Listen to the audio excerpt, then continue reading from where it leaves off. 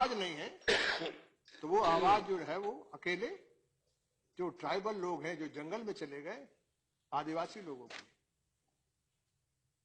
बेजवान लोग हैं। मैं आपसे कहूं कि कोई एक आदमी 10 करोड़ में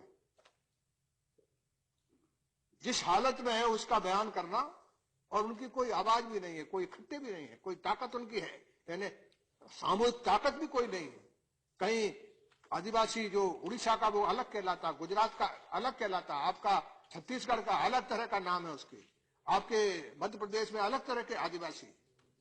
उनके बाबत शेड्यूल 6 और शेड्यूल 5 हमने आजादी के बाद बना के रखा है। आज तक उसको ठीक से हमने लागू नहीं किया। 1996 में हमने नया कानून बनाया कि पंचायत को पूरे अधिकार देंगे। और याद रखिए हिंदुस्तान की संपत्ति और संपदा यदि कहीं सबसे ज्यादा है तो हिंदुस्तान के जहां आदिवासी बसे हुए हैं, और वो आदिवासी बसे हुए सतपुड़ा और मध्यांचल की रेंज में छोटा सा एक कानून जरूर बनाया सरकार ने, लेकिन उस कानून से उनको राहत मिलने वाली नहीं।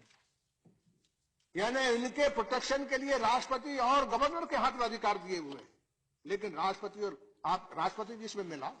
आदिवासियों को लेकर के मिला, गवर्नर से मिला, गुजरात के गवर्नर से उनसे कई बार जाकर के आदिवासी मिले। यहां अहमद भाई बैठे हैं, उसी इलाके के रहने वाले जहां भील लोग हैं, वो कई दिनों से संघर्ष कर रहे हैं, कई दिनों से इसकी लड़ाई लड़ रहे हैं, लेकिन उनके जो हक और हकूक है,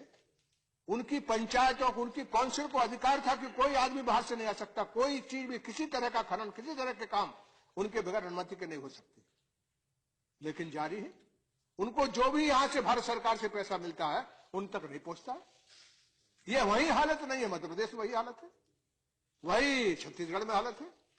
वही झारखंड में हालत है, वही उड़ीसा में हालत है। यानी भारत सरकार, देश की सरकार यदि हिंदुस्तान के 10 करोड़ आदिवासियों के बारे में, और ये राज्य की सरकार यदि उसके बारे में ध्यान नहीं देंगी, तो हिंदुस्तान का एक बड़ा हिस्सा जो इतने सीधे, इतने बेजुबान, इतनी तरह की यानी जंगल में बचे थे, वही सबसे ज्यादा संपत्ति है, वही सबसे ज्यादा खनिज है। इसलिए सबसे ज्यादा तबाही, सबसे ज्यादा बर्बादी उन्हीं की हो रही है। लेकिन उसके बारे में जो प्रोटेक्शन कानून में, संविधान में है, उन संविधान में जो प्रोटेक्शन मिला हुआ है, उस प्रोटेक्शन को वो कोई किसी तरह से, मैं राष्ट्रपति जी से मिला, उनका अभिभाषण है, कहीं मैंने जिक्र नहीं देखा कि इतनी बड़ी आबादी के बारे में आपका क्या, कहीं इसका किसी तरह का भी